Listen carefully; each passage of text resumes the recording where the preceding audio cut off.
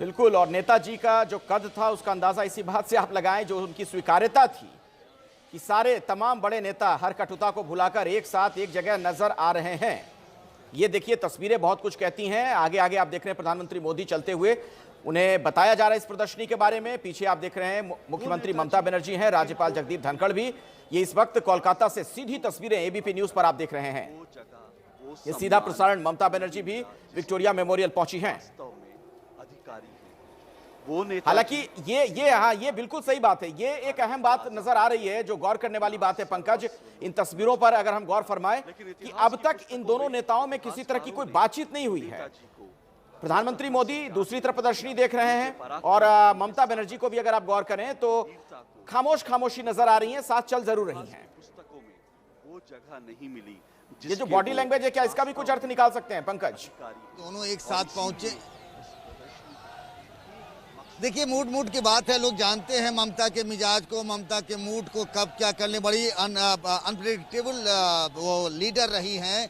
अभी तक हम भी ये मानकर चल रहे थे कि शायद वो ना आए, वो आई है, जैसा आप कह रहे हैं। तस्वीरों में भी दिखा कि वो राज्यपाल जगदीप धनखड़ के साथ बात कर रही है, प्रधानमंत्री नरेंद्र मोदी आए मंच पर। अब दोनों के बीच में बातचीत नहीं हो रही है। मुझे लगता है वो भी हो जाए तो अच्छा है। नेताजी को लेकर दोनों के मन में मान और सम्मान है। और एक चीज और बताऊं, एक और कॉमन फैक्टर है ममता बनर्जी और नरेंद्र मोदी में। दोनों को ये लगता है, दोनों मानते हैं कि इतिहास में नेताजी के साथ आज़ादी के बाद जब देश आज़ाद हुआ तो जिस तरीके से उनको मान सम्मान मिलना चाहिए था, उनको लेकर के इतिहास लिखा जाता, वो नहीं हुआ। क्योंकि तब एक दूसरा एरा था। जैसा कि मैं इससे पहले कह रहा था, सरदार पटेल के साथ भी वही इनजस्टिस हुआ था, क्योंकि वो नेहरू और महात्मा गांधी की पसंद के नहीं हुआ करते थे।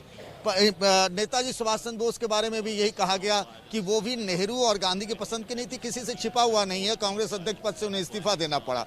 और शुरुआत में जो इतने साल लंबे दशकों तक, इतने लंबे सालों तक कांग्रेस की सरकार रही, वहाँ पर बंगाल में भी रही, फिर लेफ्ट की सरकार आ गई, लेकिन नेताजी पर वो काम नहीं हुआ। ये दोनों मानते रहे। ममता बनर्जी शुरुआत से कहती रही हैं, नरेंद्र मोदी भी यही मानते हैं। तो जब इतना सब कुछ है तो फिर वो बातचीत की शुरुआत भी होनी चाहिए। मुझे लगता है वो भी हो ही जाएगी, हम उम्मीद करते हैं। उम्मीद पे तो दुनिया टिकी। अखिलेश, बिल्कुल सही बात है पंकज, लेकिन एक बात तो ये है, ये तस्वीरें तो हम लगातार दर्शकों को दिखा रहे हैं, लेकिन राजनीतिक इसके मायने मतलब तो निकाले जाएंगे। एक बड़ा सवाल ये खड़ा होगा कि चुनाव जब नजदीक होता है तभी नेताजी की इस कदर लोगों को याद क्यों आती है। आप बीजेपी के संदर्भ में, कॉन्टेक्स्ट में भी अगर देखें तो बार बार उनकी तरफ से कहा गया था कि जो उनकी मौत को लेकर तमाम तरह के राज हैं, कई बात कही जाती हैं, कई कयास लगाए जाते हैं, तो उनको लेकर कहा जाता था कि वो बातें साफ की जाएंगी, पब्लिक डोमेन में वो चीजें आएंगी, लेकिन वो तो हुआ नहीं अब तक।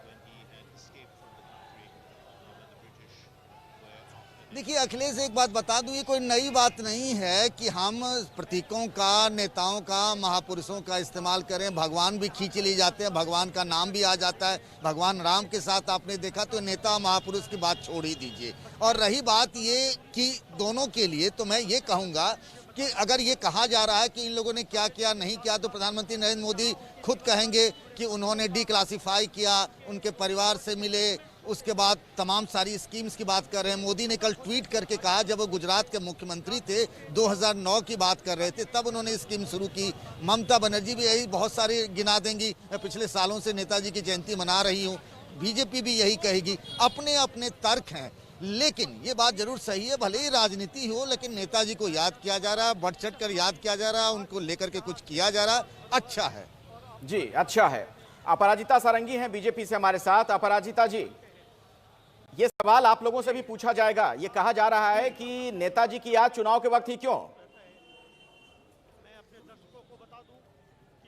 नहीं, ऐसा बिल्कुल नहीं है। मैंने पहले भी कहा कि अटल बिहारी वाजपेयी जी ने मुखर्जी कमीशन की स्थापना की थी और उद्देश्य था कि नेताजी के मौत का रहस्य उजागर किया जाए। एक दूसरी बात मैं कह दूं कि 2014 में जब आदरणीय प्रधानमंत्री जी ने कमान संभाली, तो उसके बाद उन्होंने इस पर गौर फरमाया था और अभी तक 100 फाइलों को डिक्लासिफाई करके, डिजिटाइज करके पब्लिक डोमेन में छोड़ा गया है। ये हम सब जानते हैं। तो इस दिशा में काम हुआ। तीसरी बात मैं कह दूं कि नेताजी के परिवार से आदरणीय प्रधानमंत्री जी ने बातचीत की, आपने भी कहा, मैं सुन रही थी। और उसके बाद लाल किले पर जब झंडा फहराया गया था तो वो लोग भी शामिल थे उस झंडे को फहराने में।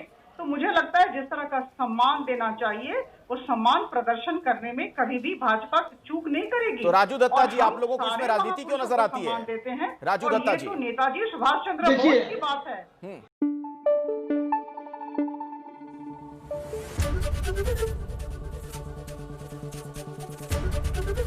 एबीपी न्यूज आपको रखे आगे।